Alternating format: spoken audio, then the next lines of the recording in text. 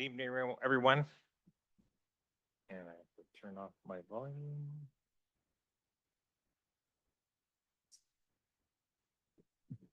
We are going to be conducting the Portola Valley Subdivision Committee meeting tonight. Just some housekeeping on your dais was a package of comments that we've received. We've received since the agenda has been posted. In case, so that you can be aware of those comments. This meeting is a mixture of staff and commission representatives. It's somewhat unusual, but it's an opportunity for us to take a look at this project. So with that, I'm going to ask for self-introductions. I'll start with myself. My name is Terrace. I'm the interim planning and building director for the city of town of Portola Valley.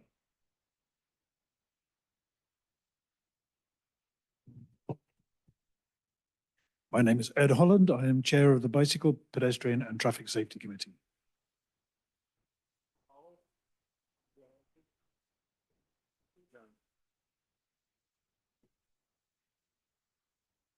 John Wallace, town geologist, Cotton Shires and Associates. Carter Ward, Chair of the Architecture and Site Control Commission. Fred Leach, Chair of the Trails and Paths Committee. Judith Murphy, Vice Chair of Conservation Committee. Ed Diaz with San Mateo County Environmental Health. Kimberly Giuliacci, Division Chief and Fire Marshal with Woodside Fire Protection District. Thank you. We have a quorum of our meeting.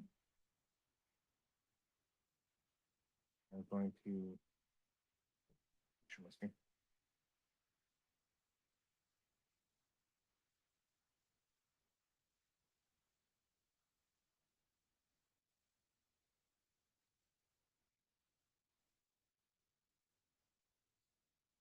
I think it's great about artificial intelligence is it chooses the strangest times to give you recommendations.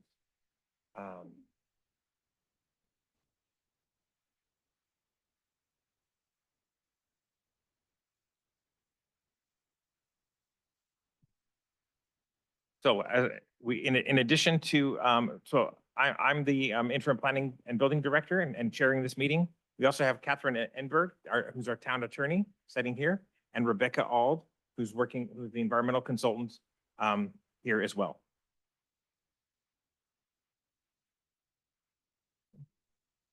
The agenda for this meeting is we're going to have presentations from staff and the ERR consultant and then Stanford. Then we're going to have opportunities for clarifying questions by the subdivision committee members. Then we will receive public comment from any member of the public. And then we'll be preparing a report and deliberating on the project. This project does not require the subdivision committee meeting to approve it. Simply collects comments that are forwarded to the planning commission. I will be clear though that the comments that the report that's going to be prepared, even though by code it goes to the planning commission, it will also be included in the packet of the ASCC meeting. And then there'll be consideration of transmitting the report.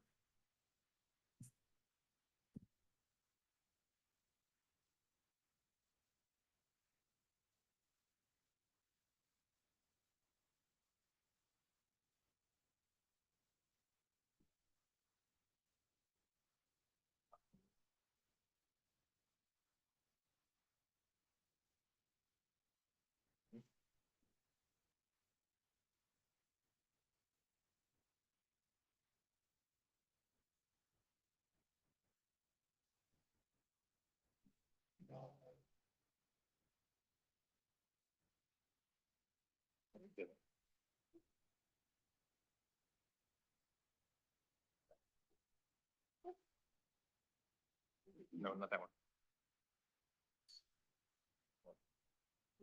Here.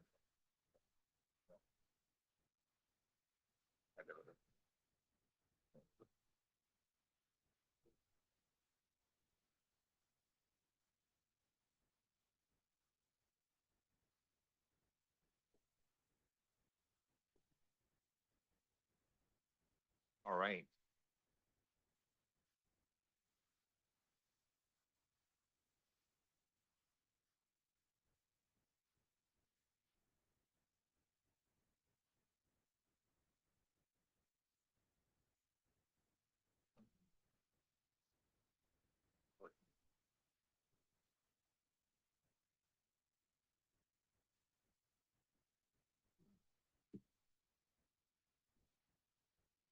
All right.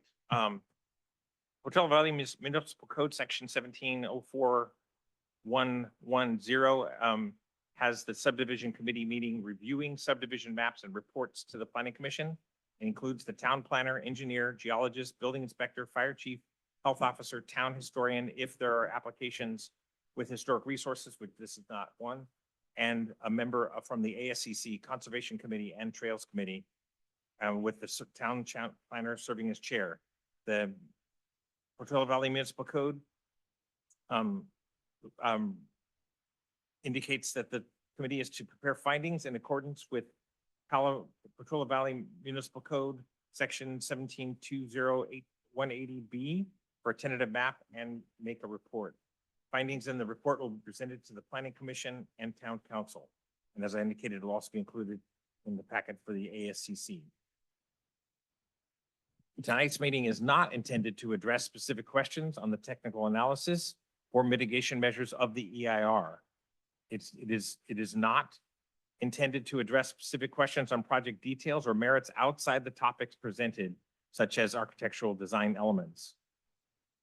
It is not any such specific questions are to be addressed in future public meetings. And it is not intended to make a final decision on the project. The project overview, it's a 75.2 acre parcel owned by Stanford since 1899. It's steeply sloped in the rear with a relatively flat along Alpine Road. The residential development area in the area to the lower right is 10.8 acres. The open space and permanent maintenance road area is 64.4 acres. That's 87% of the site. There are 39 units proposed, 27 market rate units plus 12 below market rate units.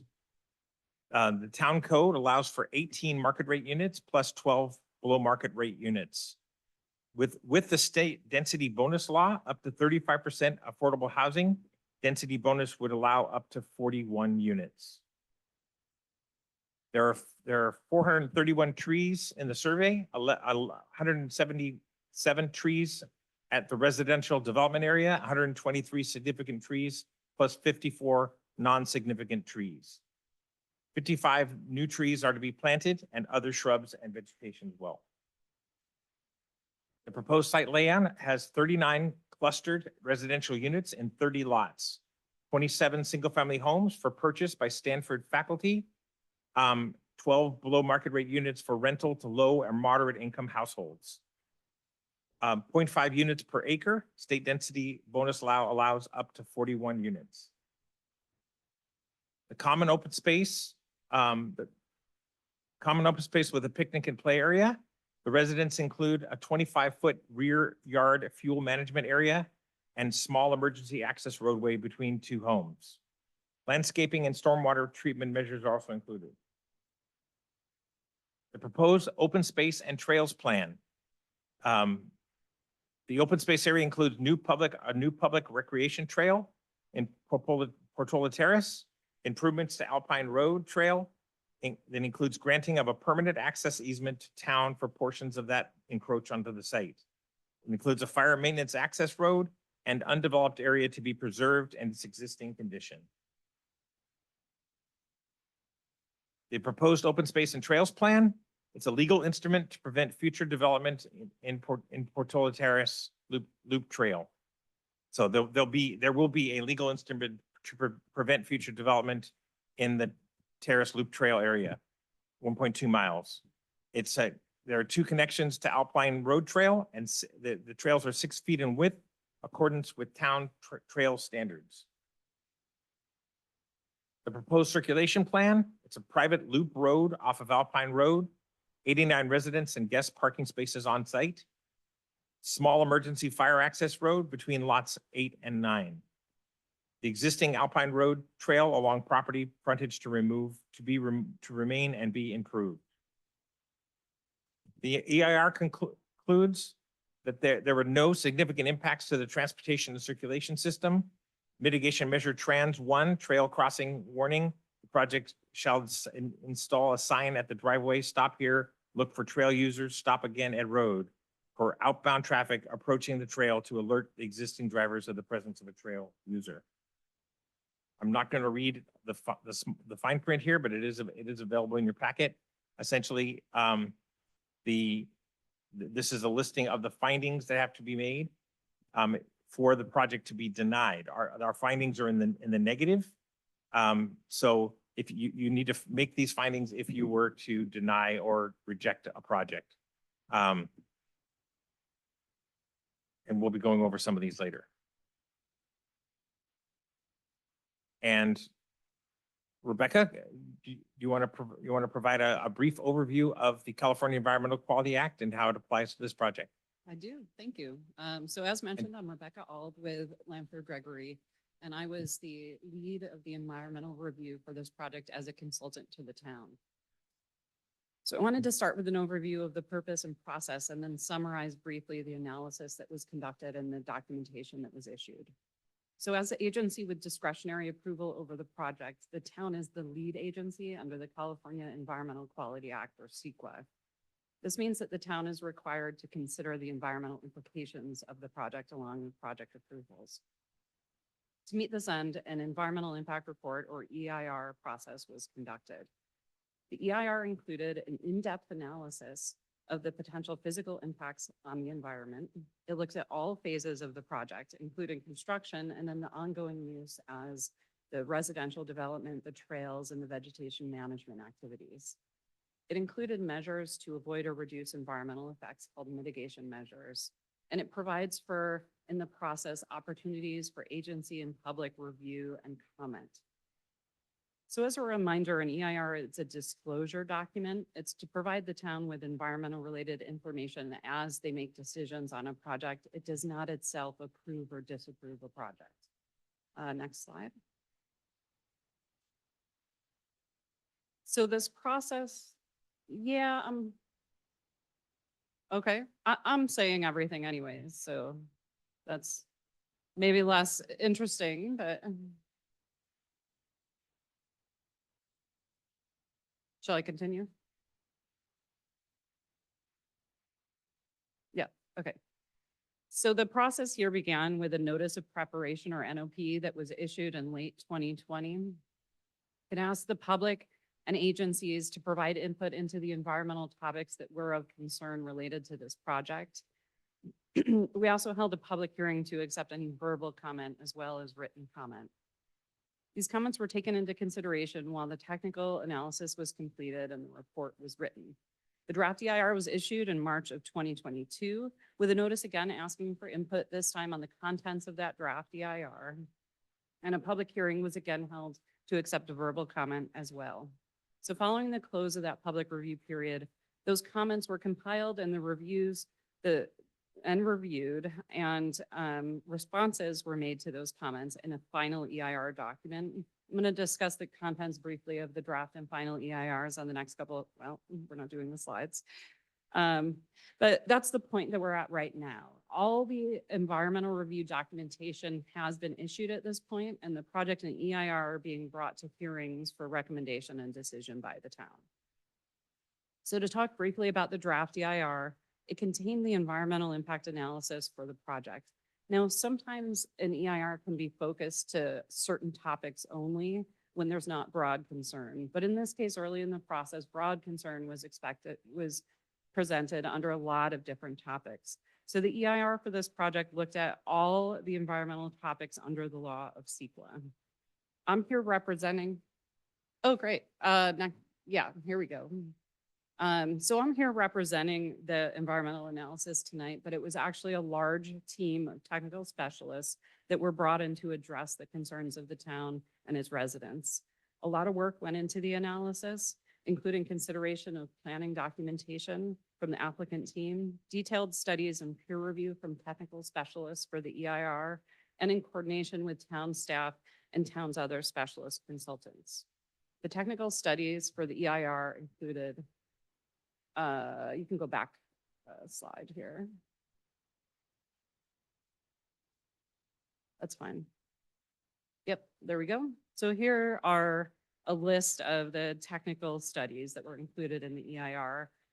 There were visual simulations of both daytime and nighttime. Biological surveys of the site were performed. Cultural and tribal cultural coordination and surveys. Emissions, noise, and transportation modeling and analysis. Technical review of reports and plans, including for geology and fault hydrology, hazardous materials and utilities, and review of relevant plans, policies, and regulations, and of course, detailed and technical wildfire modeling. So with all this analysis and the documentation, the EIR was able to conclude that with the project as proposed and implementation of the EIR identified mitigation measures, the project would not result in significant environmental impacts. Next slide. So once comments on the draft EIR were collected, we compiled and responded to those in a final EIR. Many of these comments focused on known community concerns. These included general non-environmental project opinions. They're listed on the next slide if you wanted to go forward. Concerns about wildfire, concerns about changes to the site, especially as related to biology, trees, open space and views, traffic and safety, earthquakes and faulting, and the Alpine Canyon Trail. And then we're 2 slides ahead now. The final EIR, oh, no, actually, that was the slide. This looks like an earlier version. Yep, this is it. So the final EIR also included additional discussion to help explain the analysis and conclusions in the draft EIR to help respond to those comments. And it informed minor revisions to clarify and strengthen the draft EIR text and mitigation measures. The final EIR was issued on August 27th, and notification was sent to anyone who had commented or asked to be notified about the project. And then with that, I will hand it back to you, Terrence. Thank you. Okay, these are the extra slides.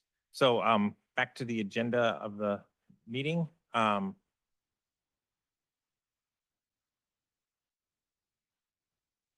So at this point, we're going to have a presentation from Stanford, who's going to go over their project and explain from their point of view what makes this a project we'd want to approve.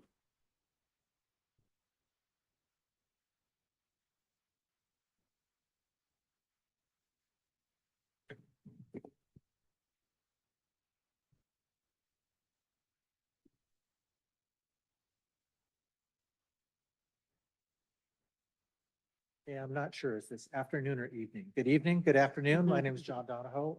I'm project manager for the Portola Terrace project for Stanford University. I'm waiting,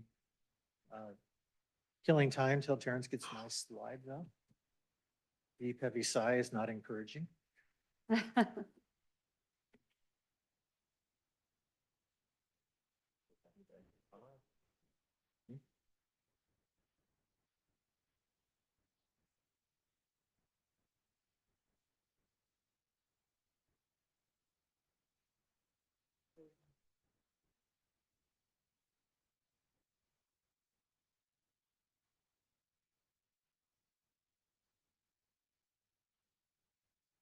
There we go.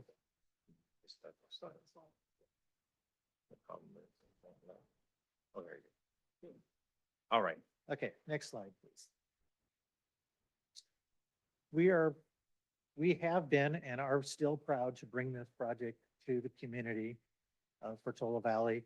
It represents not only something that the Stanford University is interested in, which is providing housing for its own faculty members, but also adding to the housing stock and providing needed below market rate housing to the community of Portola. Thank you. Next slide, please. This project, as you know, has been included in many versions of the city's zoning ordinance going back to the 1960s. Previous housing elements, it was identified as an affiliated development site. And now presently in the current housing element for the town of Portola Valley, it is designated as a pending project. So the possibility and potential for housing in this property has been in place for decades at this point. Next slide. So I wanted to talk about kind of our design philosophical approach to how we came about to design this particular project. Next slide. Stanford was actually invited by the town council in 2016, 2017 to make an application for a housing project in this community.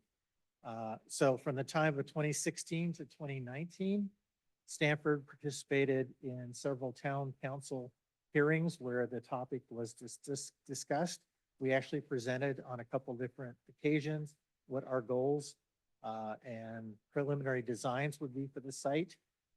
And in 2019, we held 4 different community meetings in this very building in advance of making our application to the town in 2019. What we learned from those public open houses that we had common priorities between our project and what the residents of Portola Valley were interested in. Preservation of town character, the conservation of the open space, using sustainable materials and design, obviously wildfire resiliency and fire safety, and enhancing the trail network in the town. Next slide. This is going to be a very environmentally sustainable project. Not only are we having green building features, which include solar panels and battery backup storage for each of the individual units, but modern water conservation methods, wildfire resiliency, which I'll spend a lot of time talking about today, leading edge technology within the homes themselves, and making an effort to tie into the various community aspects of the community's transportation systems. Next slide. Our goal from the very beginning, something that we had talked about with the then sitting council in 2017, was how do we preserve the majority of the property? How do we not disturb the majority of the property, but still accommodate what we want? And what we early on determined is we wanted to utilize state bonus density laws to propose a clustered subdivision where we take the allowable density that would be allowed on all of the 75 acres and cluster it in a corner of the property, the particular corner of the property where it has the least amount of disturbance to existing trees and the least amount of site grading, as you can see on the screen. Next slide. How does that break down? Again, as Terrence said in his introductory comments, the site is 75 acres. Based on our proposal, 84% of the site, or 64.4 acres, are going to be left in undeveloped state. We also have a fair amount of wildfire buffer area around the subdivision itself. That's shown on the screen as parcel Y. And it breaks down the units themselves, the 27 homes that we're proposing and the 3 BMR units are only encompassing about 3 acres of the entire site. So we have set out and we have accomplished our goal, which was to keep the majority of the property undisturbed. Next slide. What you see on the screen is a plotting of existing trees. And again, what you see is just the portion of the site that we're proposed for development. So this roughly 6 to 9 acre site here. As you can see, as you look at the left side of the screen or the south, you see a heavy concentration of existing trees. You also see the topographic map and you see that it slopes up relatively quickly from the edge of where we have proposed the limits of our development. We do have some tree removal within the heart of the project, but it's relatively small considering that we're redeveloping the stables area on the site. So there has already been, there is very few trees relative speaking, very few trees in relationship to our development. And again, the overall site has literally thousands of trees on it covering the 75 acres. Next slide. This is a rendering of the application. This is, our site plan. This is essentially where we started. We have concentrated 27 homes around a single loop road. And then we have 3 BMR units located in the center portion of the property. Those 3 BMR units are going to be rentals. So we're proposing 12 below market rate units that would be owned and maintained by Stanford, but the town of Portola Valley is going to establish the criteria of who gets to occupy those units. And again, it is going to be a working effort between the town and existing state and county guidelines which set income limits for those particular units. And that is something that ultimately the town council will take action on. Next slide. Wildfire resiliency. Next slide. Very early on, we met with the then fire marshal of the Woodside Fire Protection District, and he had asked that we prepare and submit a vegetation management plan. And a vegetation management plan is a very important document. It's something that not only did Stanford prepare for this project, but we used the same consultant, Panorama Group, to prepare a master vegetation management plan for the entire Stanford campus.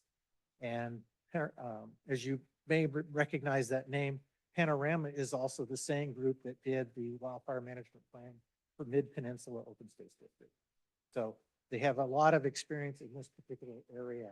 They do computer modeling of the existing vegetation, and then they make recommendations on how you best maintain a piece of property to lower to the best extent possible the fire dangers on the property. The picture I picked was, to me, a very important picture.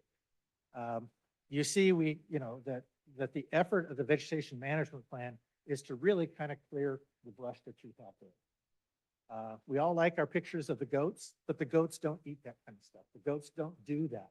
That's more than the goats can handle. So eventually you need people in the field actually doing the work.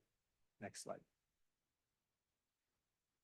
For that reason, one of the important and quite expensive elements of this project is the vegetation management plan basically called for us to create some sort of fire maintenance road that would extend from Alpine Road up into the center of the property. The purpose of that road, although it would be useful if there is some sort of fire incident on the property that the fire district personnel can get access to that, that's not the intent. The intent is to provide access for mechanical equipment to pull those materials off the site. It doesn't do you any good to trim down trees if you leave large piles of the trimmings. Those can burn as well. The goal is you really need to get it off the property.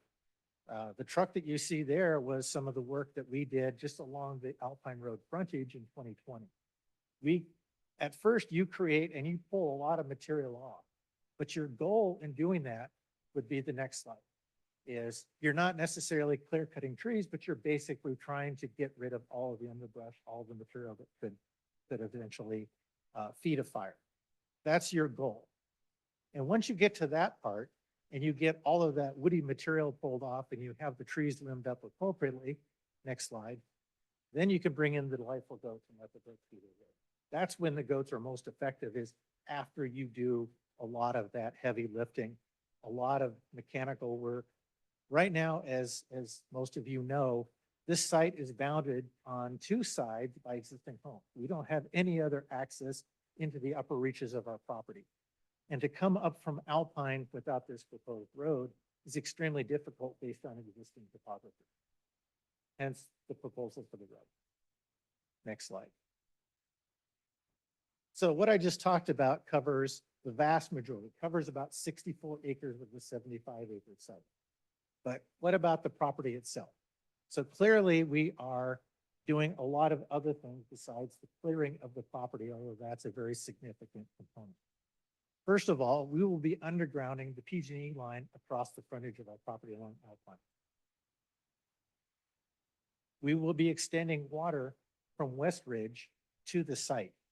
That will provide additional fire hydrants and fire services along at least for our frontage and Alpine corridor. Our site design is clustering the homes into a more defensible space as opposed to dispersing homes across the entire 75 acres. The homes themselves will be built with fire-resistant materials. We've used a lot of effort, put a lot of time and effort into making sure that we are proposing the most fire-safe design as possible. And then again, even before the district changed their requirements, we came in the door proposing a 200-foot wildfire buffer between the edge of our site and the upper reaches of our site. So we have already taken in consideration additional buffering for safety purposes. Next slide. I don't think anybody could read that, but this is a copy of an exhibit that we worked with the Woodside Fire Protection District a few months ago and submitted that basically summarizes all of their conditions and changes to the site plan to make sure that we have a common understanding, and copies of that were submitted to the town staff as well. And all those funny words in the corner, you'll see those, ultimately, those will be part of the conditions of approval for the project, included with the town's condition. Next slide. Trails. We have looked at and spent a fair amount of time looking at the site, looking at the town's general plan, the trails and paths element, to make the following proposals. So we are proposing what we call the Alpine Road Trail, which obviously runs along Alpine Road, and then the proposed loop trail. And the intent of the loop trail is to minimize disturbances to existing terrain, try to avoid sensitive biotic areas, and to avoid privacy intrusions into not only our residential area, but surrounding areas. Because for fire reasons, our homes, although they are small homes on small lots, aren't going to have solid wood fences for privacy. For fire purposes, we're going with what we call deer fences or wire mesh fences. So they're going to have less privacy than normal. So we also felt that it's important to create a significant buffer between our homes and where the trails are ultimately to be constructed. Next slide. So what you see on the left is our site highlighted in yellow, and this is an excerpt of the town's map. So you see the Alpine Road section across our frontage, and then you see two trail segments connecting to what is now referred to as the Canyon Trail. And if you see on the right is essentially what we are proposing, our loop trail. You can see that we have attempted to be consistent to the town's map as possible. When you look at those side by side, you see that we're essentially looking at those areas. We have walked that site, those proposed trail lines, with our civil engineer to make sure that it's feasible. There's enough clearance in these areas that we can easily move the trail around a little bit to avoid significant trees. Next slide. And then most importantly, on the left is an exhibit from the biotic exhibit, and it basically shows where key potential riparian corridors are on the site, not only through the property itself, but along our north property edge. There is a creek, there is a riparian corridor there, and it's good planning practice, it's good environmental practice to avoid those and provide significant buffer. So that helped dictate where we wanted to run the trails that we are proposing for this project.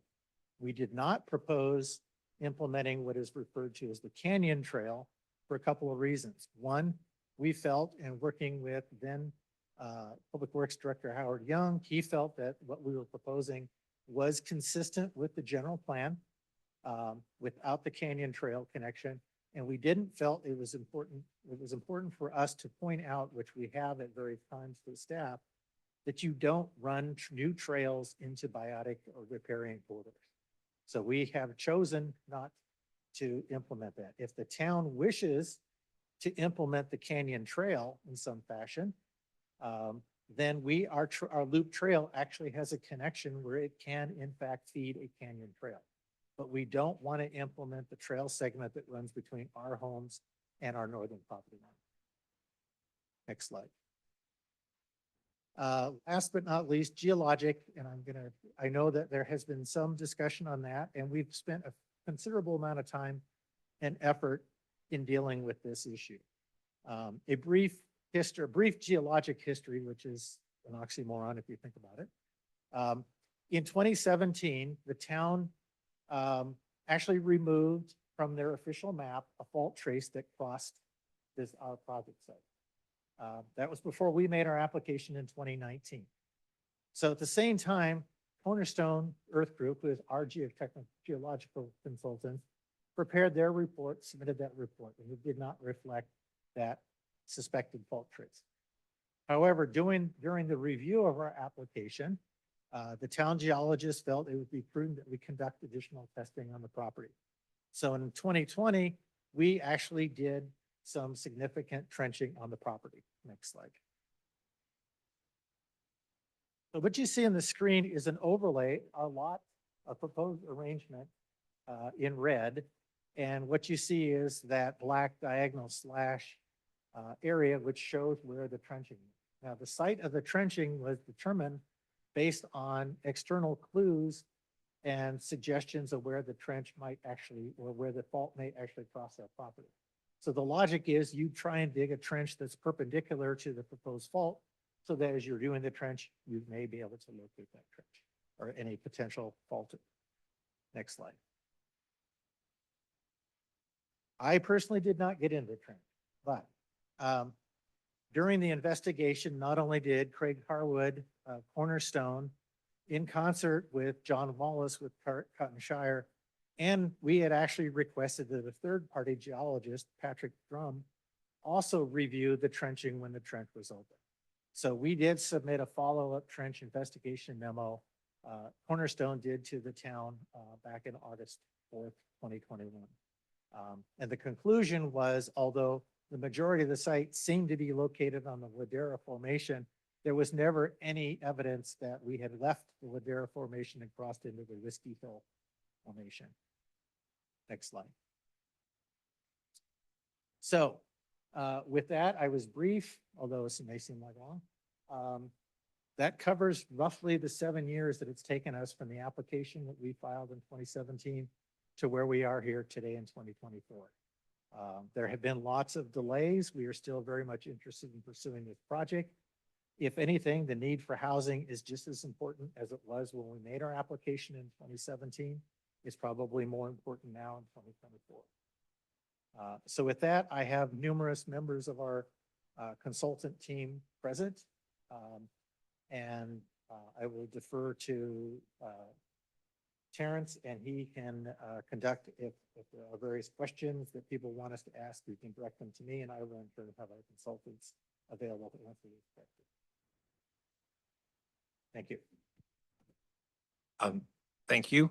So actually, I'm going to go ahead and have a seat. Our fire marshal has to depart in a few minutes. So we can take out of order if there's any comments from the fire marshal, and anything to add to your previous written communication. I'll just add, coming into this at a later time, Stanford and John, the team, they were very supportive in making sure I got up to speed. They provided me with documents, everything historically that had been submitted, all the comments, reviews. So we have had multiple meetings with all the team in discussing the project, and we've provided additional comments. And I think it's a project that we've given all the measures we've been able to give to make sure that once, if it's approved and goes into development, that we're putting in all the safety measures that we need to put in to protect the housing in the area. So it is an ongoing partnership, and we're doing everything we can to make sure that we provide every comment, and they've been letting us know everything they're doing every step of the way. So it's been appreciated by the district, the communication. Thank you. So what we want to do at this point is see if there's any clarifying question by the subdivision committee members. Yes, sir. Yeah, I have a couple of questions on the trails. Appreciate the adjustments of the trails over time. This is a improvement, I think, from the very first proposal that we saw. John, one of the things you mentioned, if we can go back to the slide that actually has the white dash on it. John, what you said, so I want to talk about the Alpine Canyon Trail. So the Alpine Canyon Trail roughly runs along the what is, I think here, the northern edge of the property. It's an existing trail. It's part of the Westridge network of trails. It's not a town trail, in fact. It would appear on this white dashed map, and then also on page 9 of the packet, that the trails as proposed do in fact connect to the property line. But what I thought I heard you say, John, was that the trail would not connect to the property line. And so then on the left here, it would appear that the trail does not. So I just wanted to get clarification as to whether or not the trail was going to go up to the property line or not. And when you say up to the property line, you mean the northern property line? The northern property, yeah, right where the mouse is right there. So there's an inconsistency between these two photos here, and and the one on the left and what you said is inconsistent with the gray line that I have on proposed trails on page 9 of the PDF for the meeting tonight. Yeah, and I think there's the actual important exhibit is actually our tentative map package. And it does show, because we have a little more detail on that. Okay. So it does show that connection. Okay. So the purpose is essentially, there's been a long history, and I'll try to be as brief as possible. You are correct. The Westridge Trail, is it the? It's a Trail? WASC. Yeah. Yes. Was a private organization that literally had. Oh, walks and- sorry. Woodside Trails Club. Woodside Trails Club, yes. thank you. The Woodside Trails Club actually had some sort of handshake agreement with Stanford decades ago for use of that. And it was a private trail. They actually had gates, and if you were using the trail, you had a key, you open the gate, you get on it. That club, that during either the I think it was the 1980s, during one of back when it actually rained in the winter, we had blowouts of that trail. Stanford informed the trail club that repairs needed to be made. And by the way, that would be the appropriate time for the trails company, the trails group, to enter into a formal easement on the property and license agreements and addressing liability concerns, which is a relationship we have with the Woodside Trails Club in other portions of the Stanford campus, by the way. At that point, they chose not to do that. So as far as we were concerned, the trail was, quote, abandoned. There is no record of any easement on our property with regard to a trail in that location. Understand that there is a history of use on it, but there is no formal easement on our property. Let me clarify. What you're talking about is the Woodside Trails Club Canyon Trail started at Alpine Road and then continued on diagonally and then goes up the canyon. Yeah, actually, Terrence, if you could go back one slide, I think that. Yeah, that'll works. actually help probably. There. Yeah. So I agree that portion would be on Stanford's end. So let's set that side apart. Where the trail connects, the white dashed line connects to the black line effectively. If you were to, just looking at the map, go left on that map, there in fact is a trail there. It's the existing canyon trail. And I don't believe that's on Stanford's property, but there's a connection there.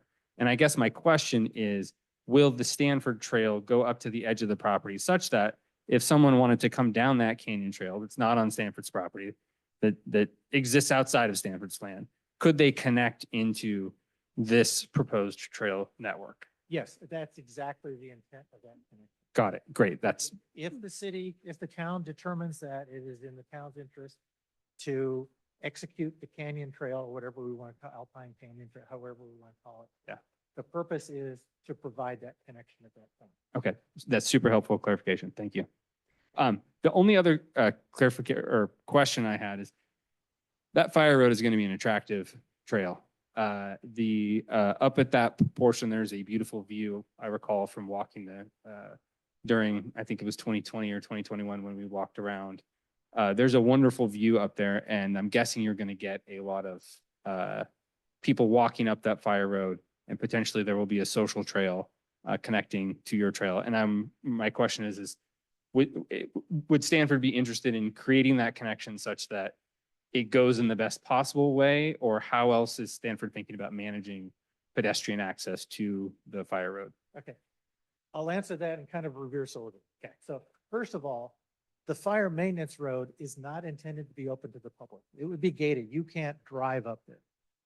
But everything you said, 100% correct. In fact, we know for a fact that there are many people in the community who are going up and down our property all the time. So we understand what attractive nuisances are. So I think we would be interested in allowing or trying to have a dual use focus for that. Our concern is, obviously, we want to balance a variety of concerns that we have in the area that we're not developing.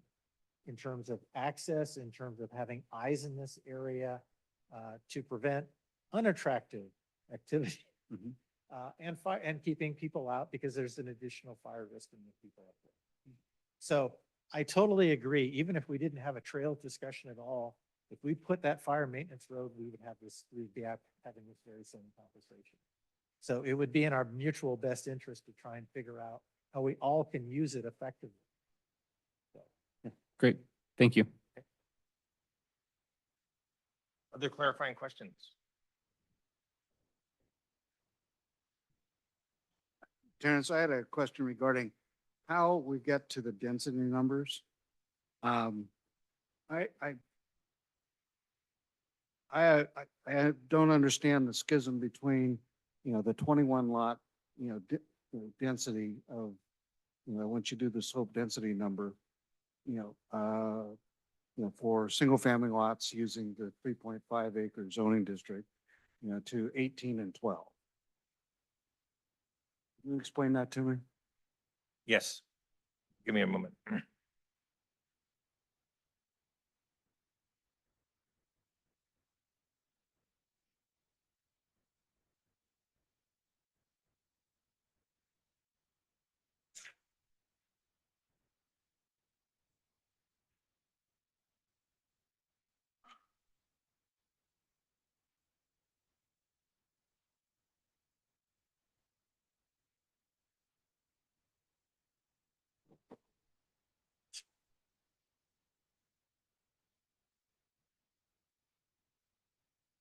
Have to do it on paper. You want to do it on chalkboard?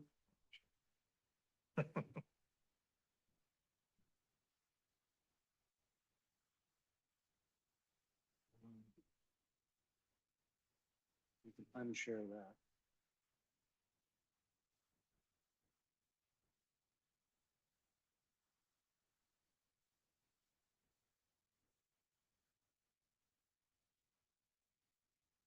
Good.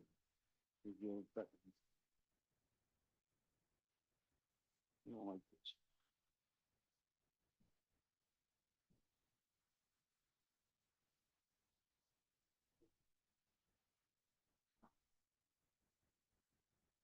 All right.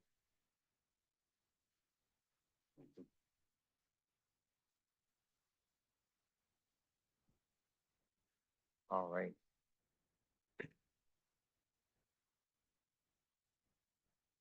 So that's the 39 units proposed, but I don't know how you get to the 18 plus 12.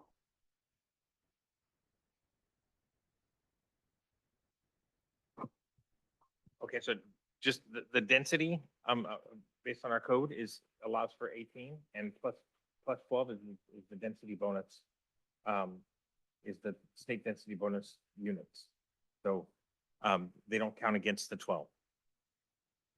So because we have 35% affordable housing, the density bonus adds up to 40, allows up to 41 units, even though we have only 27.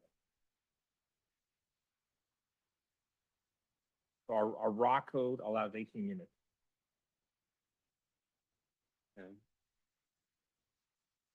So then the 35%, so the 35% increase is on the 18 or the 12? On the 18. The 12 allows the increase on the 18. So if I do the math through, and John, do you want to address this?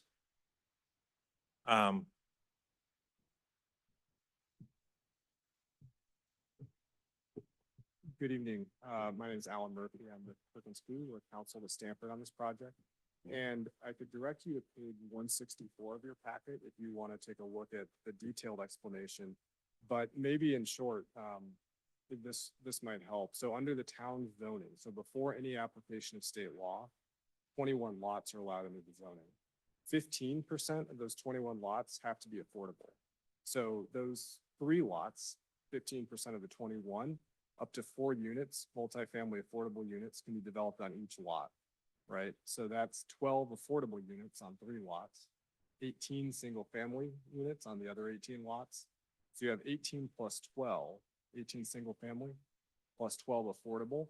That's the base unit count under local law. So you have 30 units under local law before any density bonus is applied. And that's where you get your 35%. So 35% of 30 gives you 10.5, I believe, rounded to 11. And so there's an 11 unit density bonus, which gives a total of 41 allowable units. Now here Stanford's applying for 39, which is 27 single family plus the 12 affordable. Okay, and so yeah, page 164 has the full explanation.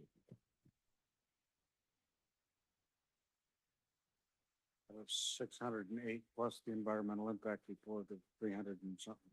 Yeah. I haven't got there yet.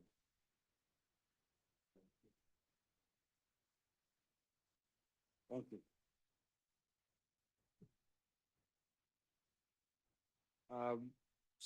Follow-up question, Terrence, on the concessions. You know, the zoning ordinance allows with a plan unit development, 20,000 square foot lots, in a clustering program. The concession, so one concession gets you to 3,000 square foot lots? For the entire, for the entire subdivision? Or is that one concession for each lot?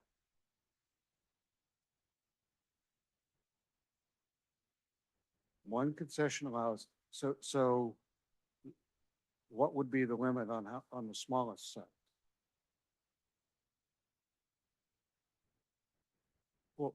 Well, could they be 1,000 square feet? Could they be 50 square feet? What would the limit be?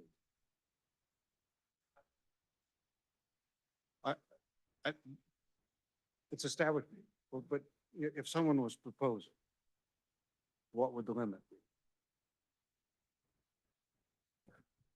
Okay. I can maybe direct. So that same part of the staff report, the page 164 to 165 discusses the concessions and explains that the minimum allowable under the town's municipal code is provided, must be approximately 3,000 to 8,200 square feet for residential lots.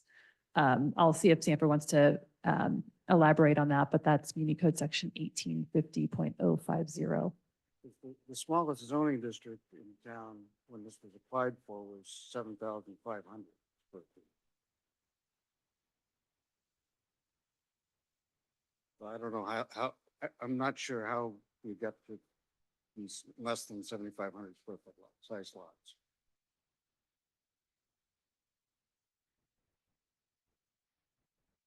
Sure. So under the state density bonus law, applicants can request for a project like this, up to 2 incentives concessions.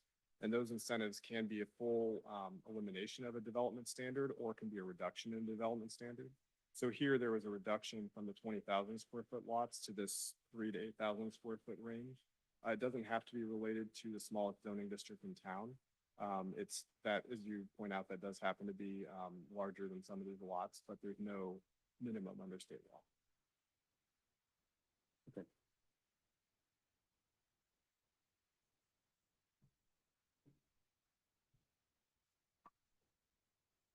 Yep, sorry, I forgot to ask one more question. Typically, the usage of the trails in terms of whether pedestrian, equestrian, bicycle is designated by the developer. What is Stanford's position on usage of the Alpine Trail as well as the Loop Trail? I believe Alpine already has an equestrian designation on it. But generally speaking, it's not unlike some of our positions on the BMR perspective is what is the town mostly interested in? So I believe in the general plan, they had one loop as equestrian and one as pedestrian. If we are looping the trail, I think we can do one or both or whatever the town is interested in. We don't necessarily have a strong opinion on it. Great, thank you.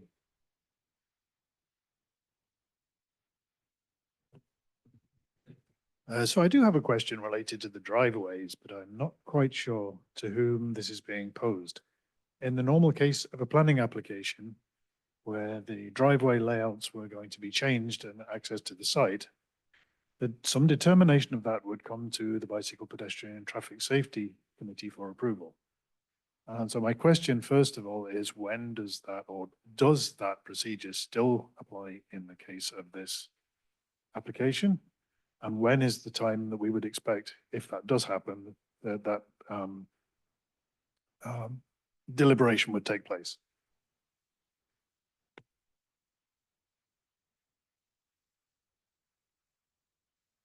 The required deliberation with the bicycle and pedestrian safety, bicycle pedestrian traffic safety committee is regarding loop driveways. And there isn't one here. However, during the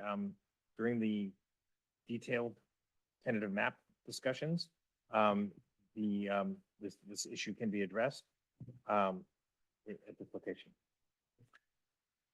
Okay, thank you.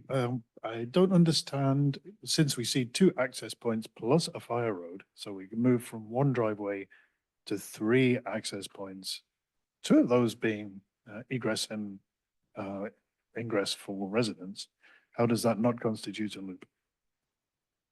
Well, it's a private road, not a driveway. It's not a driveway that provides access directly to a particular parcel. Okay, thank you for the clarification.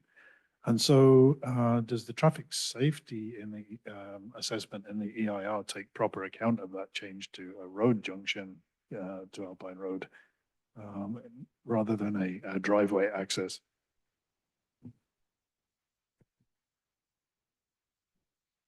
Okay. Yeah, that was known the whole time, that this was a private road.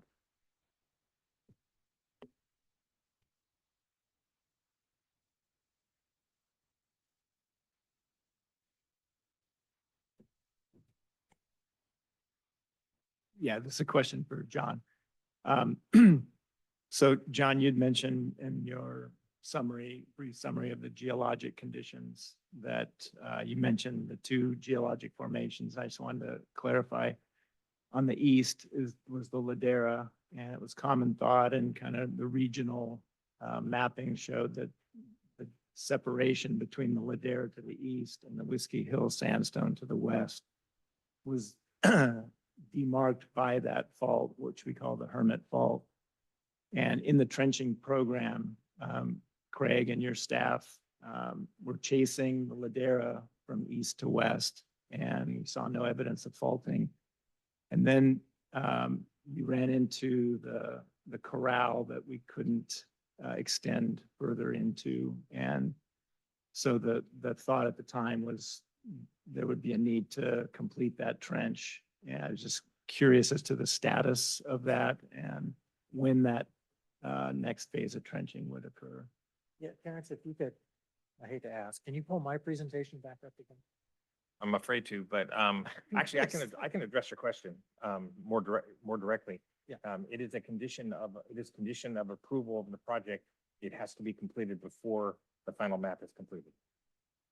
Before final map. Yeah, so what John Wallace is referencing is, I had that one exhibit where I showed where the trenching was. If we continued that trenching, to me, my concern is we would get to a point where we would have to remove some of the trees that are actually part of the subdivision that would be removed as part of this approval.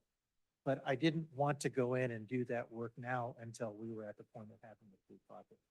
So we have agreed to that condition. It would be something, once the project is approved, we would finish up that and other design level geotechnical information that Cornerstone normally does post-approval prior to submittal grading plans and improvement plans. So it's still on the Right. table. And I can go ahead and indicate, we did make Stanford fully aware that if they do discover geologic conditions and as part of that requires changes, they're gonna have to make those changes. Very good. It's called Welcome to Developing in California. Right.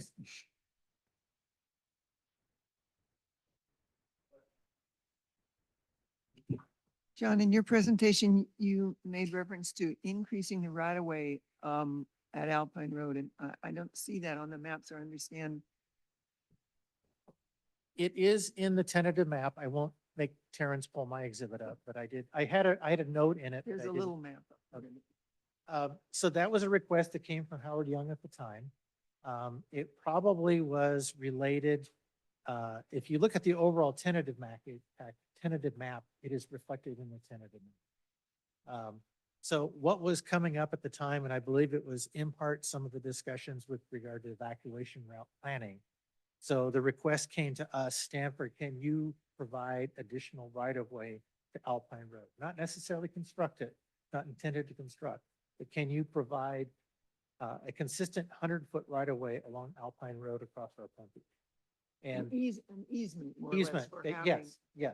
And so the answer was yes. Now, because one of the things that makes it a little easier for Stanford to do is we actually have the land on both sides of Alpine. So we may do a little bit on one side and a little bit on the other, but we have the ability to fulfill that request. And so is the town required setback along the scenic corridor from Alpine then? Is it from the Alpine or is it from this? If you widen the right of way and it goes towards these houses, then in fact, these houses might end up right on Alpine Road.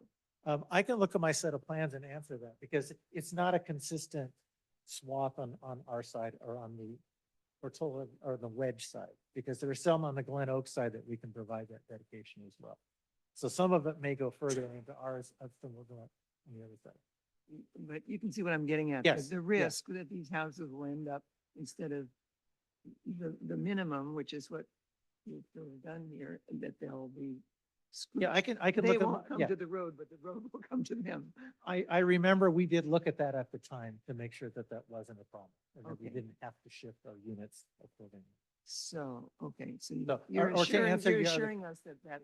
So the other part of your question is, yes, the Alpine Road setback is measured from the right-of-way line or basically our property line, which are one and the same. The edge of the Alpine Road is our property line, and that's where the 100 or the 75-foot scenic setback for the Alpine Road corridor begins.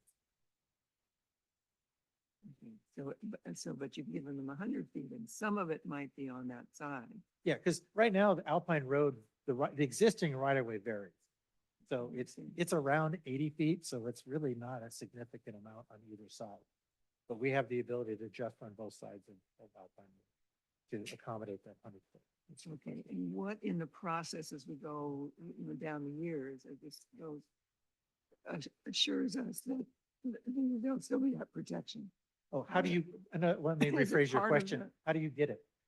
Right. So How do you we- assure us? Yeah, that is part of the final map process. So we are proposing a tentative map now. The tentative map reflects that dedication of that additional request for easement. So prior to us actually building the property, the town has to go through and record the final map. So as part of the final map is when the town takes possession of that easement for Alpine Road. We would also have to verify all the trail easements through the property. That's all done with the final map or the recordation of the final map prior to construction. And but the final map is drawn after the last planning commission meeting, after the town council has approved and before the building. Correct. So you're changing the proposed map to the final map after all the hearings have been done. And so that's my concern is what happens in this gray area where input's not any longer. Yeah, so for example, that's one reason why they call it a tentative map. Because different things happen through the approval and entitlement process. So The idea is you take the collection of conditions of approval. Sometimes they're written conditions, sometimes they're shown on the map. And there is a review by the town staff in advance of recording the final map. So it's something the town has an active role in. Once we make those changes, submit the final map. The final map isn't recorded until the city signs off. And it typically does go in most communities. I don't know specifically for Portola Valley. For most communities, it is actually an action of the town council on their agenda, usually an agenda. Most cases, it's a consent agenda, but essentially the town says, we have looked at it. We find the final map is consistent with all of the conditions of approval assigned to the committee.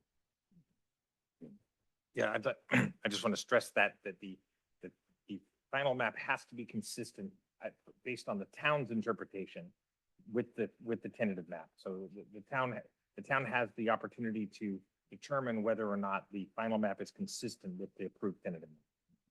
So the other question I have is, along the way or since the beginning, back in 17, when we first met in this, and the community was first learning about this, and you had maps about it.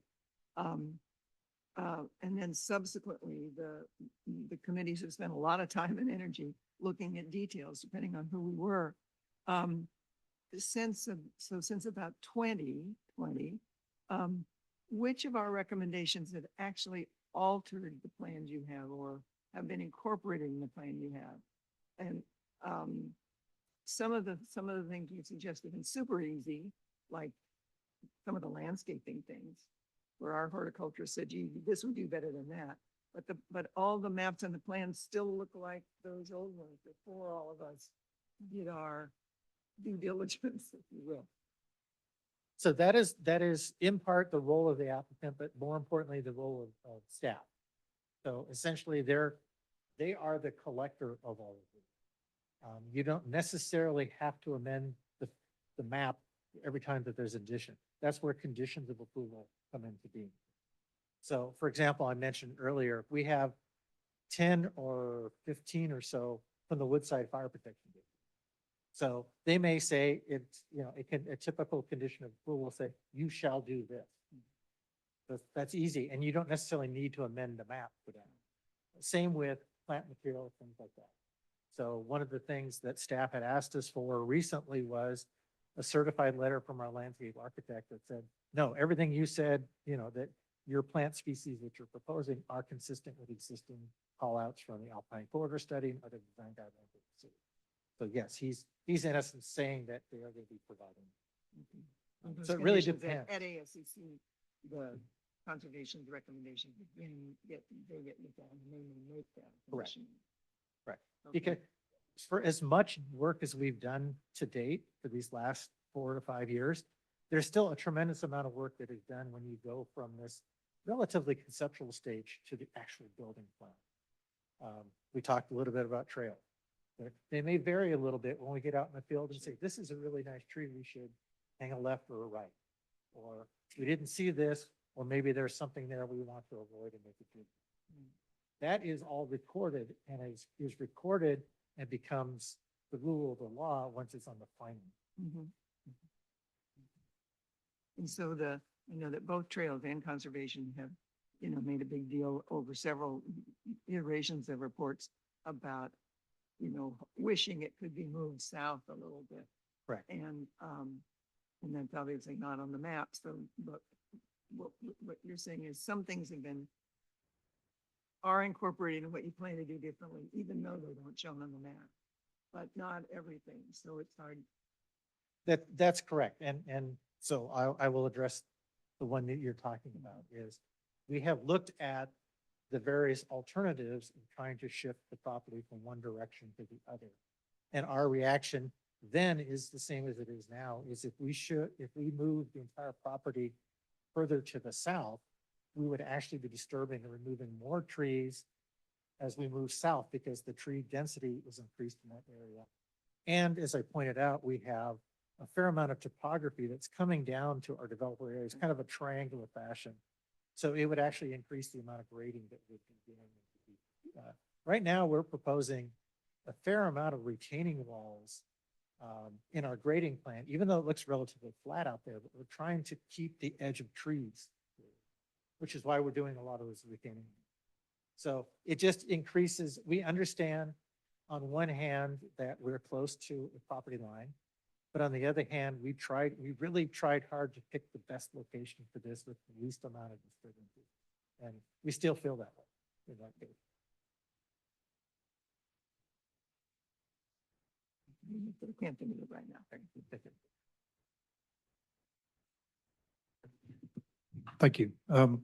The tentative map proposes two new intersections with a major arterial road in Portola Valley. And at that point on the road, the speed limit is 40 miles an hour. In the tentative map, does that include any additional traffic safety control measures on Alpine Road or anything related to that to mitigate the safety impact that is potentially held by those two new access points? Yes, I think that the key element with regard to our proposal is where we actually located each of those you got me saying driveway. The two road intersections on Alpine Road. So if anyone who's been to the site in the past and you know where the gate is, where you pull off Alpine Road and pull in, that's not where our northern entrance is. We actually pushed it further to the south because there's a better sight distance there. That if you're queued up at that intersection, you have the ability, you have better chance of seeing to the north and the south along Alpine. That's a safer indication of that. The other usual factor is when you are putting new intersections on a major arterial is you want them a significant distance from previous or other intersections. So we meet those public works standards.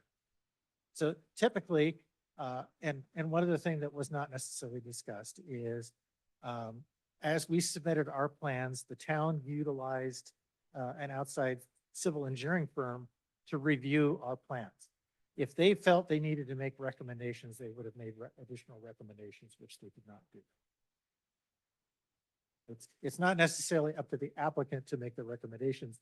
It's up to the city, and in this case, their outside consultants, to review the conditions and make recommendations accordingly. Was there any consideration of making the road one way? So you didn't have two entrances?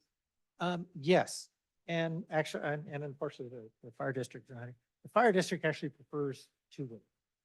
For if something happens on one, then people know how to, it's better to have two ways. They like the loop. I'd like to stress that our Howard Young, our previous Public Works Director, reviewed these plans. And actually, we just joining us at the dais is Brian Frues, who's our interim Public Works Director, town engineer at the moment. So welcome, Brian.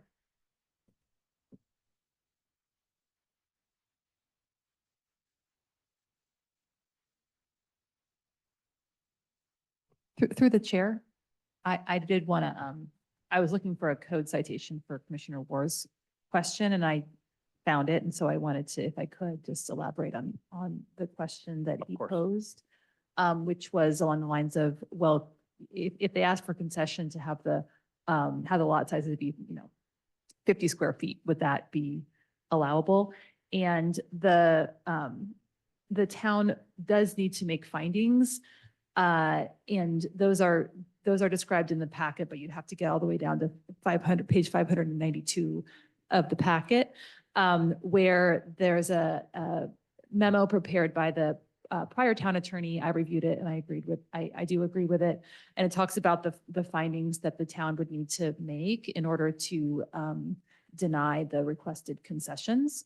And I could summarize them here, but essentially the bottom line is the town does bear the burden. But I would say if the request was 50 square foot lots, I think the town could meet that burden.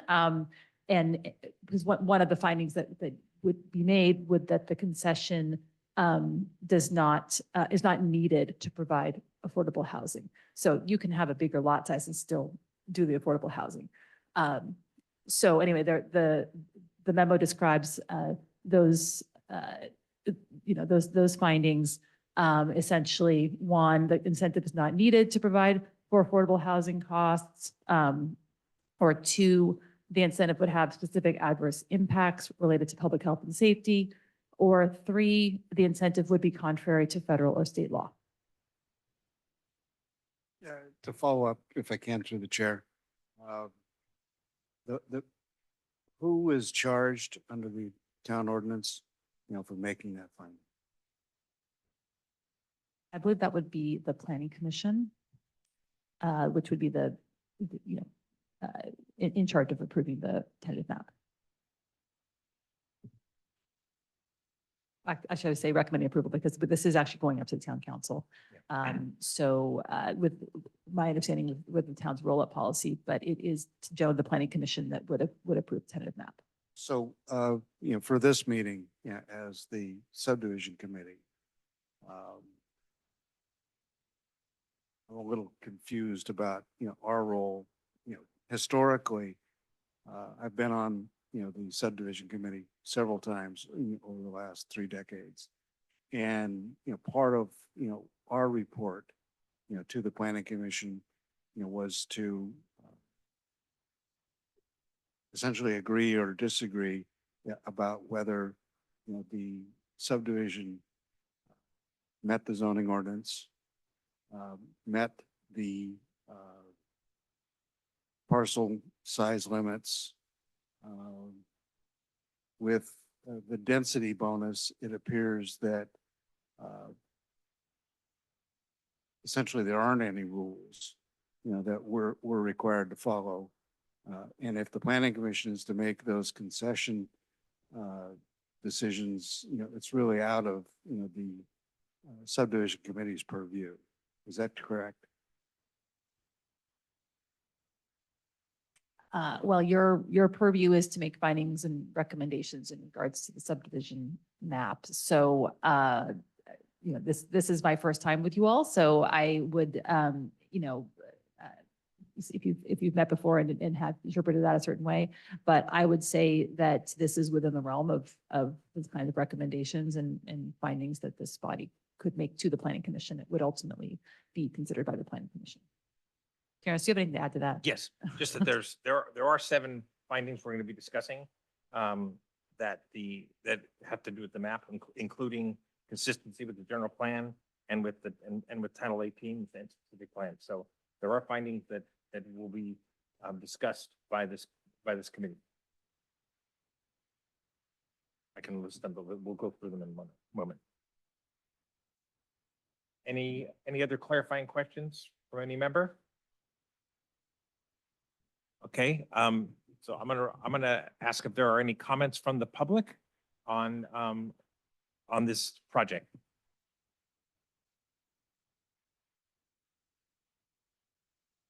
Any in the hand? Yes, please come to the mic and state your name. Terrence, is there a time limit on public comments? There's a 3-minute time limit.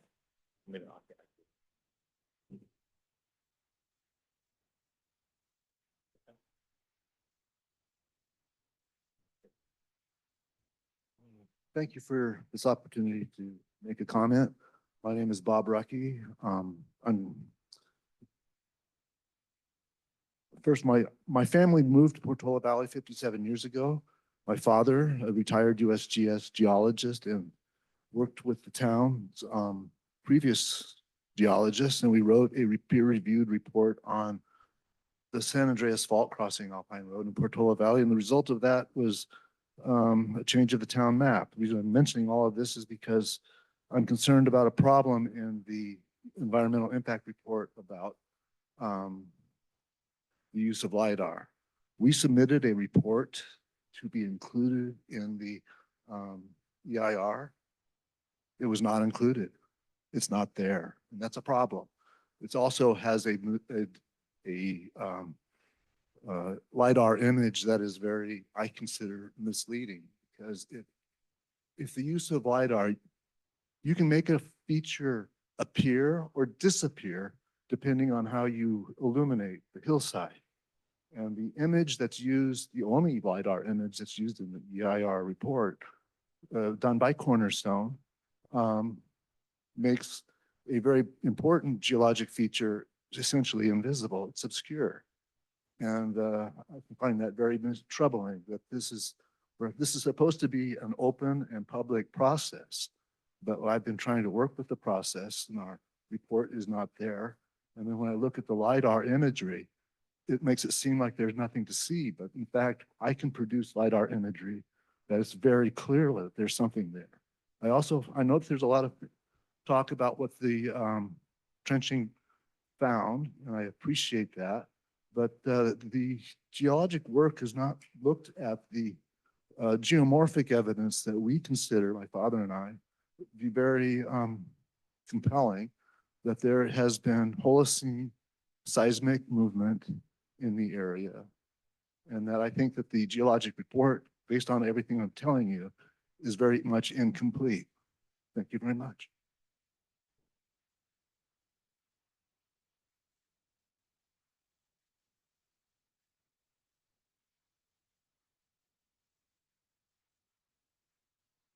By the way, I should have been clear, there's 3-minute time limit and I'll give you a 30-second warning before that's over. Hi, thank you for the presentation, and thank you all for your time this afternoon. It's a very important subject. I'm Nan Shasta. I'm chair of the Geologic Safety Committee of the town, and I have comments on the geology section of the EIR. Because the committee itself, my committee, is not supposed to comment on developments, we did not discuss this development, but there were several of us who wrote individual comments on the draft EIR. I wrote detailed comments on the draft, and we'll say my background, my training, my research qualify me to read the geotechnical report and understand it. The final EIR has a master comment for geology that did not answer my issues. I still have the issues.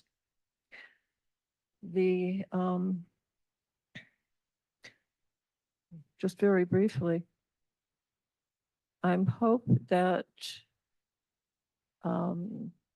materials that the geotechnical firm, Cornerstone, Stanford's firm, probably has, will settle the issues. It takes some really detailed look, takes a detailed look at the trenching report to be able to settle these. And my issues bear on the seismic safety of future residents of the development. Otherwise, I wouldn't bother. It would just be something interesting geologically. So I hope that these materials, mainly photographs, can be made available. And my hope is also that these issues can be settled before the Planning Commission meeting in November.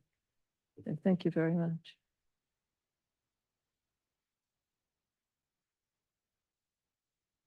Other comments from the people in attendance at the schoolhouse?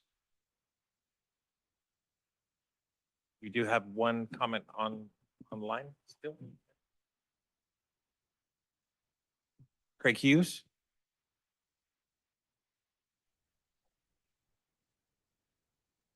Hi, can you hear me? Yes, we hear you. Thanks for all your work tonight and the committee for its diligent work. I have two procedural questions that hopefully I can get in 3 minutes. The first one is that, as the staff report acknowledges on page 3 of the report, this application appears to qualify under the Housing Accountability Act, Government Code Section 65-589.5, which establishes various limits on town review for an application such as this one with BMR units, unless the town makes findings under subsection D. Could the chair please clarify the scope of what the committee is and is not allowed to review for this project and for the subdivision, given the constraints of 65-589.5 subsection D? And what grounds, if any, may the committee use to deny this application while the town does not have a substantially compliant housing element in place? I understand that Stanford is not pressing this issue, nor are they trying to claim any privilege under the builder's remedy. But whether they press the issue or not, the town has a statutory requirement, which can be enforced not just by the applicant, but by any potential resident of the project or by any housing organization. So even if it's not enforced by any of those people, does the town believe that it should just ignore California law and the Housing Accountability Act for this applicant?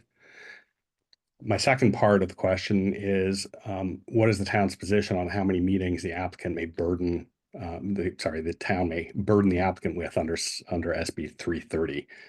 You have 4 meetings listed in the staff packet that I think is intended to fall under the limit of 5 meetings, but the meeting from September 17th, which was aborted, the joint committee meeting where a quorum of BPTS was present, as I understand it, but 2 other committees seem to have conspired via offline communication to prevent a quorum from those bodies from showing up in order to tank the meeting.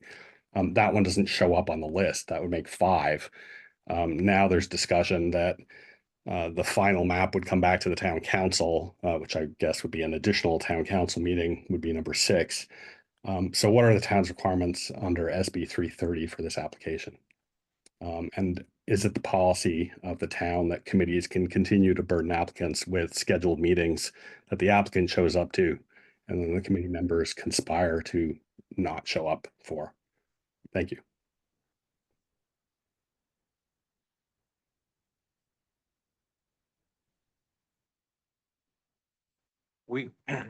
We're proposing, as the schedule, I'll go into the end, to have 4 meetings that it would occur, including this one, before the town council, and then the town council in December.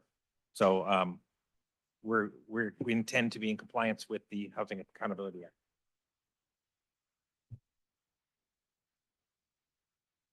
And SB 330.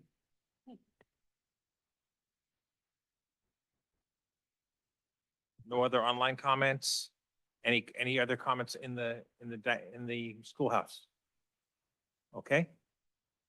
Well.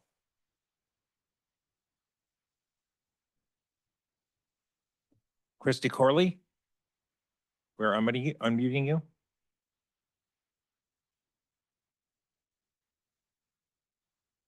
Yes, I have a question regarding concessions and waivers.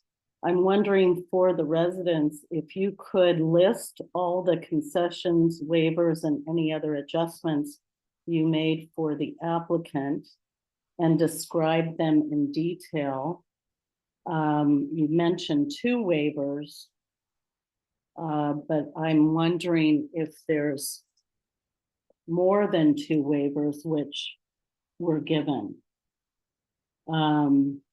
Such as parcel size reduction, spacing between buildings, housing type, housing yard and size, setback, right of way, and parking. If you could comment on those 7, I'd appreciate it. And then number 2, we care about the safety of Portola Valley residents driving from the west out towards 280 in an evacuation.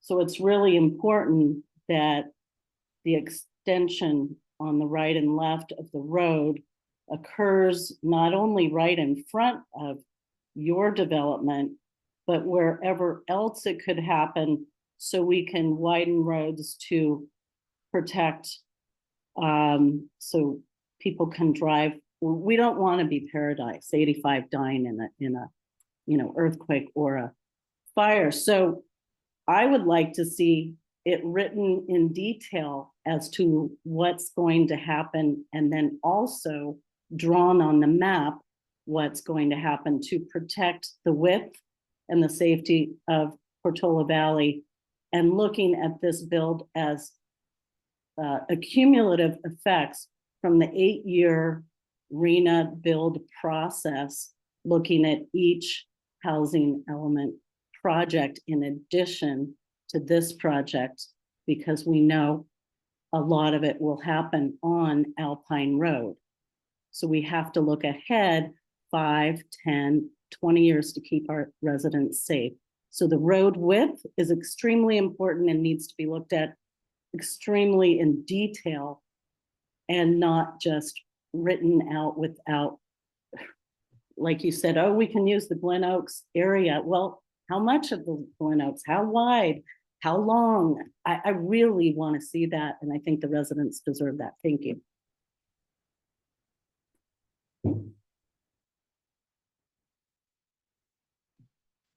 Thank you.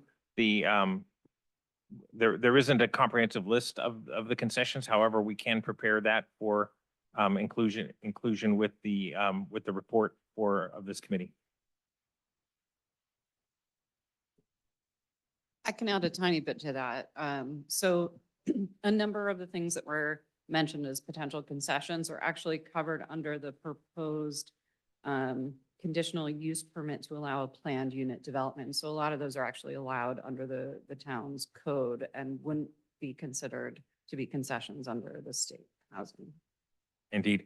And so, and I'll also want to address a question that Rebecca might have wanted to address, which was the, it has to do with CEQA, but it's a different project. But we did conduct a mitigated negative declaration for the housing element that addressed the entire cumulative impact of that development, of that housing element, all the housing element sites. Any other comments, either in the schoolhouse or online? So let's return to the commission. Sorry, the committee. Let's move to any substantive discussion. We're going to be recording any comments or issues that you want addressed to be included in the report. So then we can move forward with that. But does someone want to go first on any kind of deliberations and comments?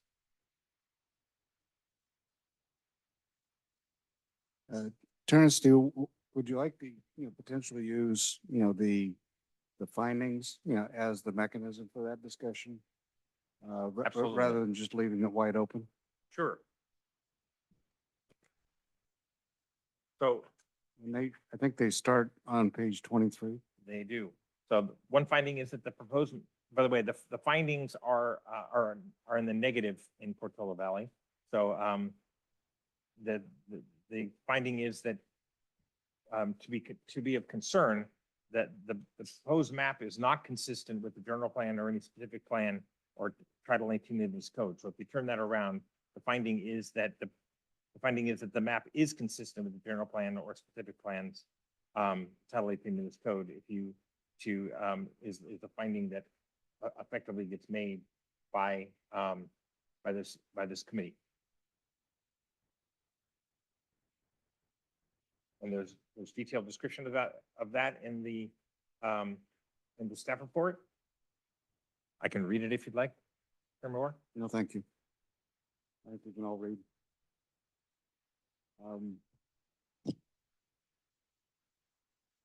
I'm not on the Trails Committee, but the Trails Committee want to, comment about,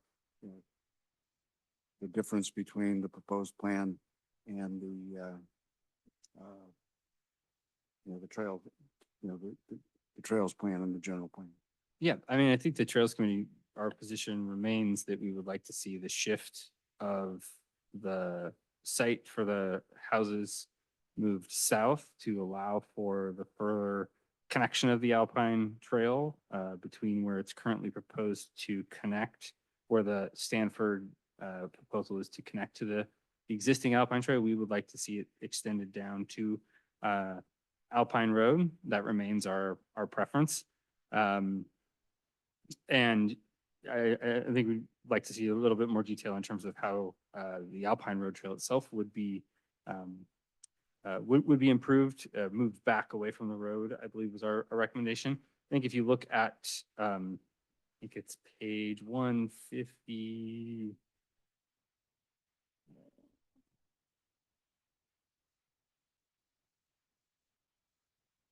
161 has the overlay of the pink is what the Trails Committee would like to see developed, and the red is what Stanford has proposed. The Trails Committee position is still that our preference would be that the trails are developed as in pink. And I think, maybe a couple of precedents to reference are the development of Portola Valley Ranch and the Blue Oaks, which have implemented trails that are consistent with the, I believe it's Exhibit A and Exhibit B of the Trails and Paths element of the general plan. We haven't seen any evidence, I think, that suggests that this is an impossible request, and so this remains our position that we would like to see the trails developed in that way.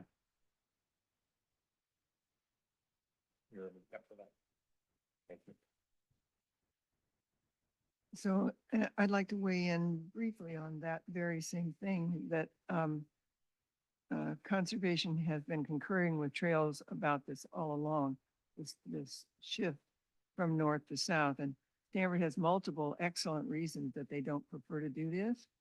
And we feel they're outweighed by enormous advantages to both the residents and, importantly, from the conservation point of view, to the animals and the habitat there, because there's wildlife usage of that area existing, and if it's blocked, then that has a fairly dramatic impact on that. The other piece of it is these social informal trails that form.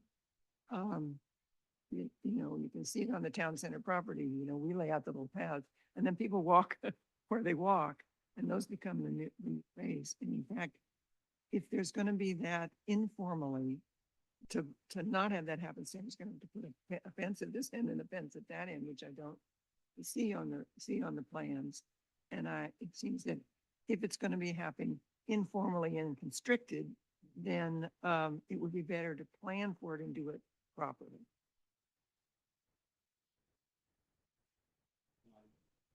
I'm nodding my head, but maybe I should also, for the record, concur with what Judy said.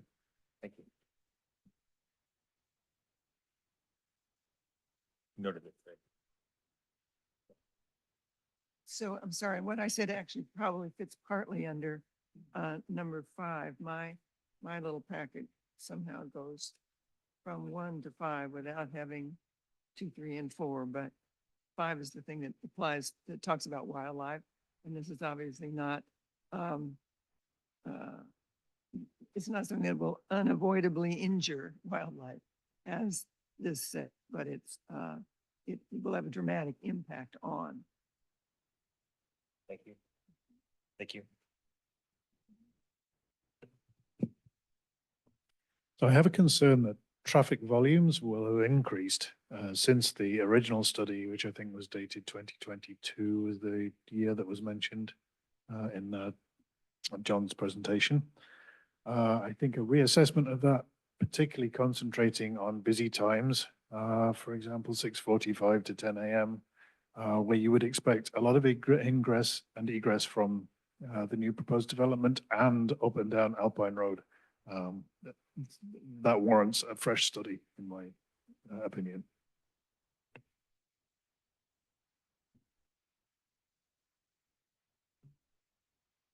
Any other comment? Can you put page 24 up on here? Because these packets that you put together, mine skips from 23 to 25, and so does his. So does mine, so It might be nice to be able to see. I will try.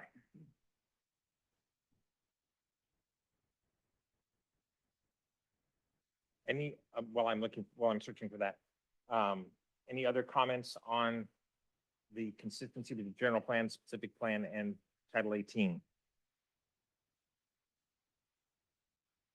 I can make, I'm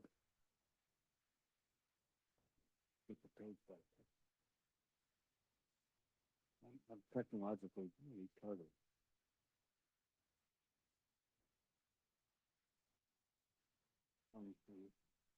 Yeah. For finding one, I have difficulty making the finding, regarding the, the trails, the trail element for the general plan.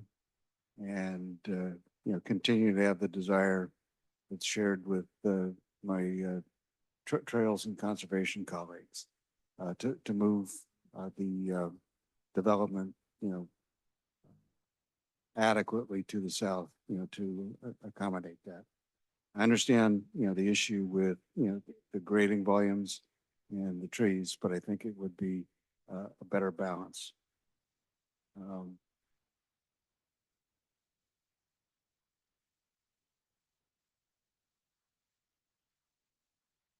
Thank you.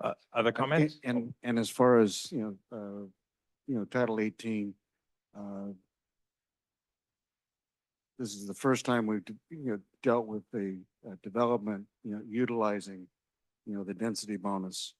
And it feels frustrating, that the zoning district has, with the density bonus, very little to deal with, establishing the density. And it's a personal frustration. I don't have the problem, with the compliance of it.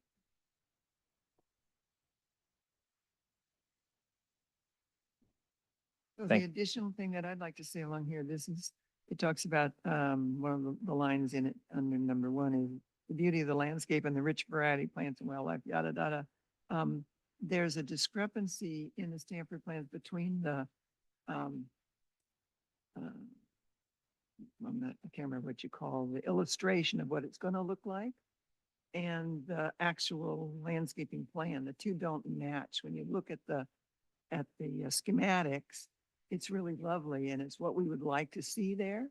And, but on the landscape plan, there's much more density of landscaping and shrubs, and so that it looks more like the landscaped entrance to,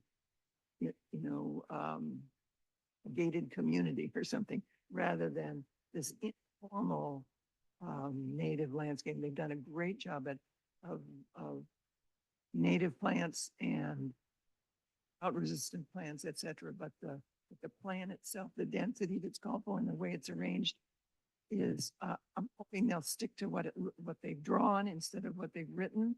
And I don't know how to get that in as a requirement, but it's certainly a request. And it may already have been done since stuff's not reflected on the maps that we see. And if I can, through the chair. Yes. Julie, I think those kinds of things can be dealt with, as the project moves forward. Because those issues I think are less related, to, the recommendations we're making associated with the Kennedy map. Yeah, I don't want to bog us down with tiny details. I just hate to see stuff Yeah. lost. Okay.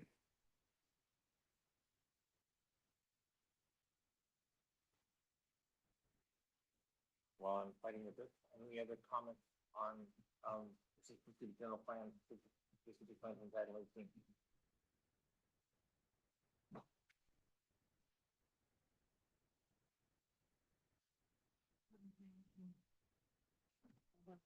So do we want to deal with finding number 2? Design of, the improvement of any proposed subdivision is not consistent with the general plan. Title 18. That you essentially built, we're talking about that. Anybody on the committee deal with that, Okay. Finding 3, the site is not physically suitable, for this type of development. Anybody take issue with the suitability of the development? Yeah, partway down, under item 3, it says, the town geologist has reviewed the proposed development plan and determined that the site is suitable for such residential development from a geologic perspective. I just want to go on the record and make, the item has already been discussed earlier, but I wanted to go on the record and say we have not approved this from a geologic perspective in its entirety, and that there is additional work to be done.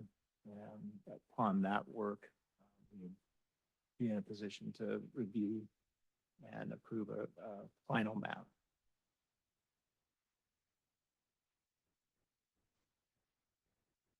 The fire person has left, but in her comments, it wasn't clear to me that previously, when this all started, one of the fire official had said this site is not suited.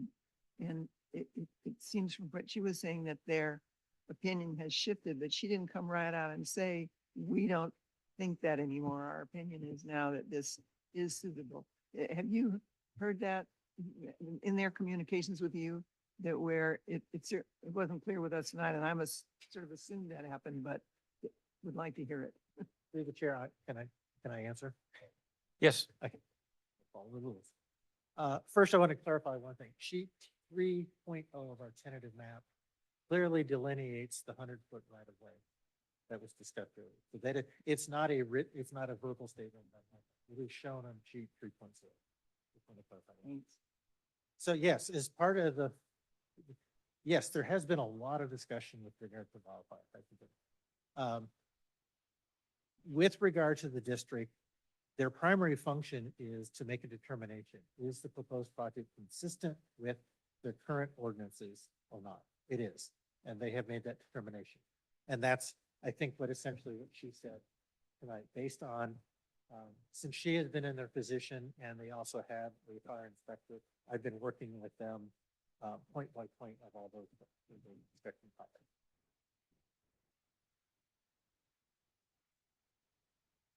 Obviously, town staff has been working with them as well, and I can concur that the fire department is, their most recent letter, there was some back and forth and some changes, and the most recent letter they don't have a problem with this development.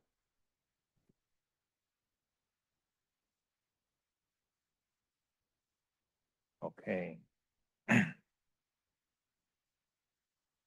So any other issues with the site not being suitable, physically suitable? Like, or that the site is not physically suitable for the proposed density of development?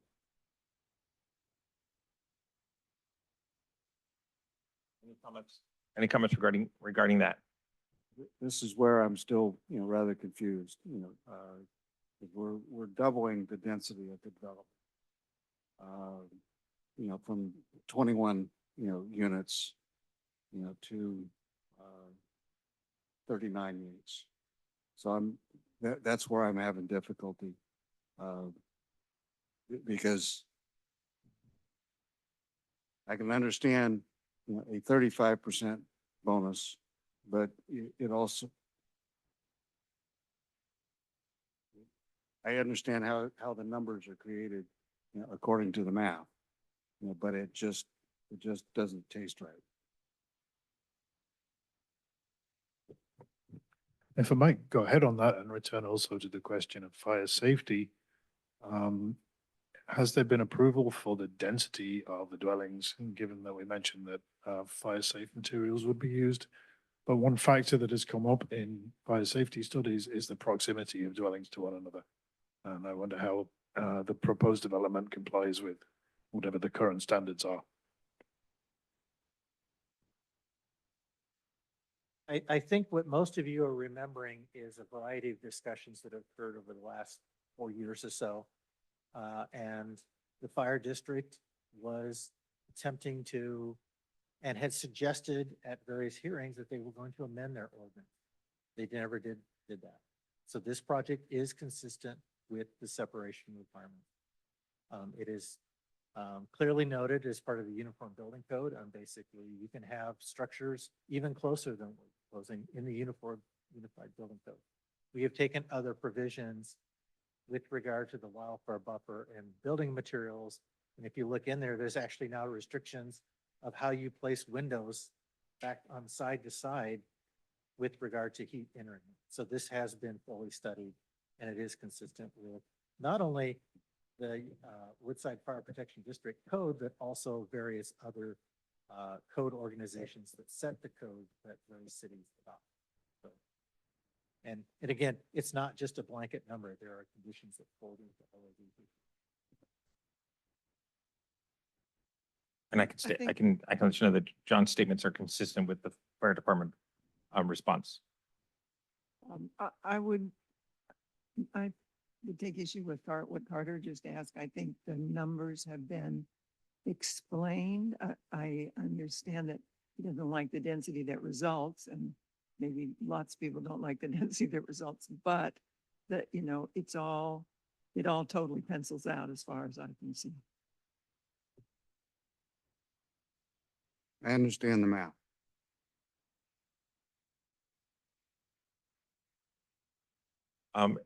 Is there, going on to, finding 6, is there issues with the design of the subdivision that are likely to cause serious public health problems? Any comments on that?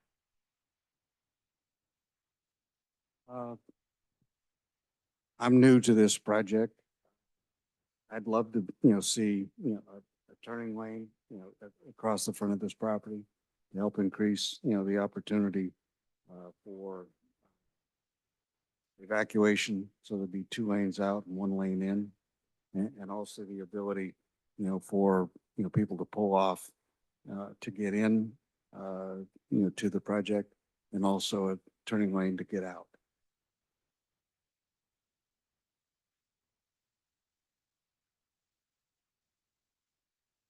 Any other comments?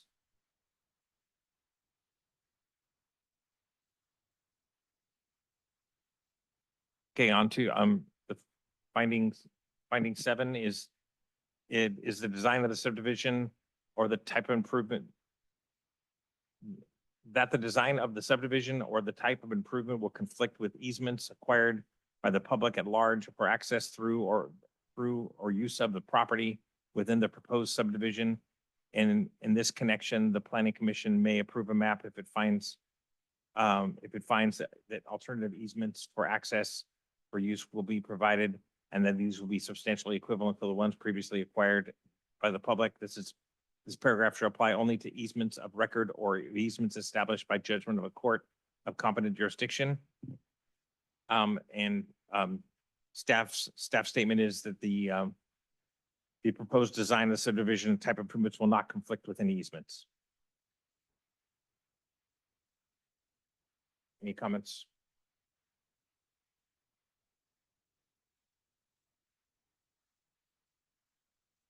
Okay, so hearing none, are there any other comments that this committee has in regards to the subdivision?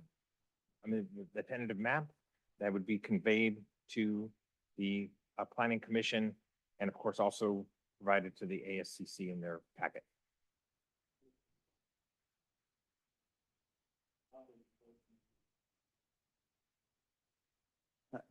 The question, Terrence, was, what's the process or procedure that you're going to use, to develop the report from this committee?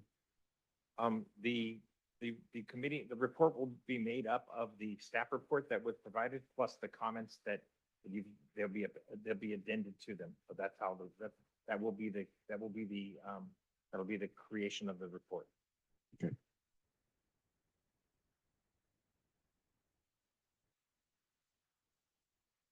Our only comment would be, since public utilities will be provided for the proposed units, that a will serve letter for both water and sewer will be made available to environmental health. Thank you for the comment. Any other comments regarding the subcommittee, subdivision committee comments on this project? Okay. Before we leave tonight, I want to go over the rest of the evaluation process for this item, although unfortunately. Hey, actually, maybe can you just clarify the conclusion paragraph here? There's some language here that I'm not exactly sure, at least maybe on the PDF that I'm reading is confusing.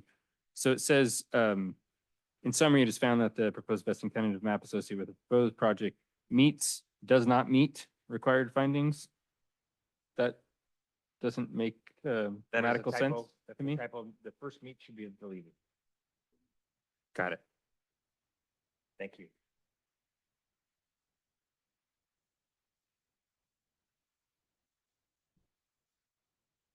We have a hand raised. I'm chairing this meeting, so I'm gonna go ahead and hear from the public on this comment. Christy Corley, you have a comment? Yeah, I don't think I said my name, but I don't think I have to say my name. Anyway, health and safety, I'm wondering if noise was taken before the project is implemented? And could we also check it after the project is implemented? We do have one of the lowest noise ordinances in many cities and towns within San Mateo County.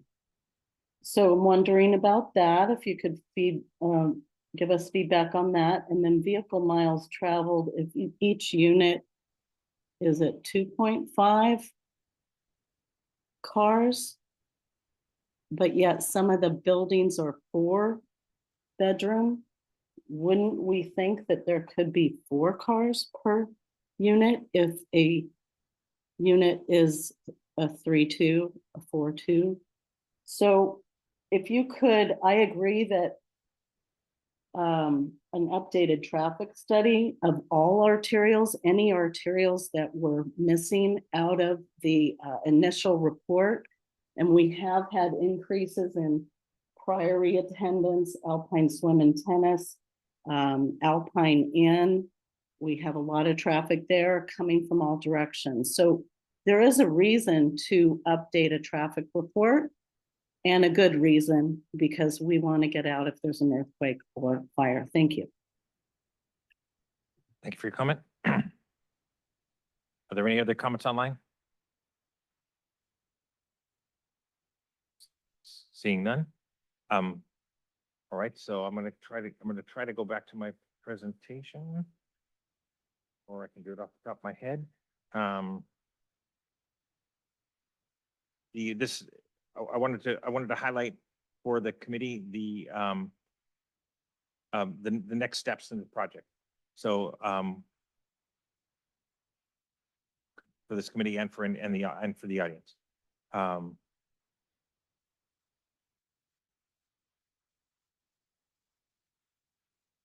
All right. Yeah, well, the next meeting, I'm gonna have to do this from memory, but